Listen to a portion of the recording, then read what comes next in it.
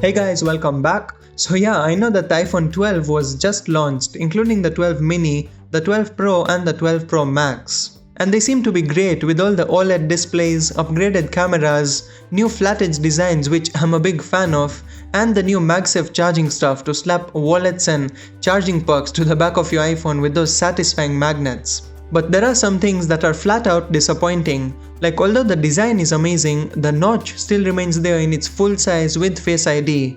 And to be honest, I haven't even heard anyone talking about Face ID on the iPhone 12. And that's because it's exactly the same as the iPhone 11, like no improvements at all. Secondly, the screen is yet stuck at 60Hz on all the models, which is very hard to digest when considering the prices of these new iPhones. And the fact that most Android phones have it, and even Apple's own iPad Pro features a 120Hz ProMotion display. We've heard that Apple didn't manage to put high refresh rate displays in the iPhone 12s because of engineering difficulties and costs.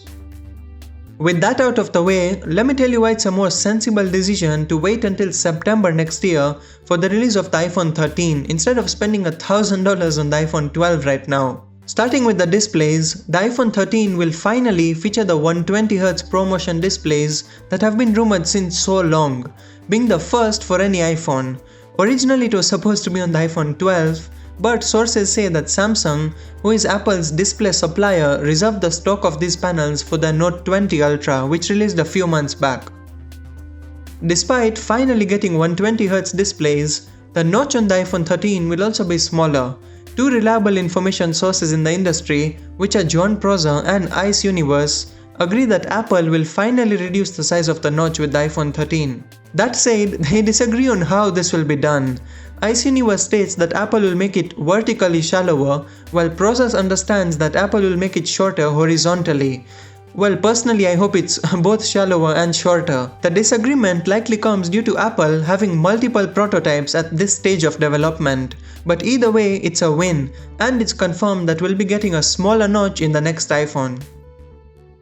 Building on this, another reliable source and display specialist, Ross Young, revealed the iPhone 13 will reintroduce Touch ID and will likely be under the display, as the pandemic has reduced the use case of the Face ID. Some leaks say that the Touch ID will be covering half the bottom of the display, which sounds amazing, but I think we'd have to wait for some years until that becomes a reality.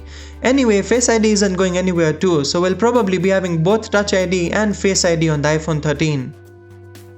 On top of that, the iPhone 13 will possibly also get rid of the Lightning port, making it go completely portless. This has already been teased by Apple themselves by introducing wireless charging through MagSafe. If that doesn't sound like enough already, there are also rumors about massive battery and camera improvements. But I can't exactly elaborate on this as the statements are very vague. But stay tuned to the channel for more information on that as soon as possible. Needless to say, if your current smartphone is falling apart, any of the 4 new iPhone models will make a very solid upgrade. But this is an incremental iPhone update year, and it looks like good things will come to those who decide to wait until next year. Well, that's it for this video. Thanks a lot for watching. Be sure to subscribe to the channel, and I'll catch you guys in the next one.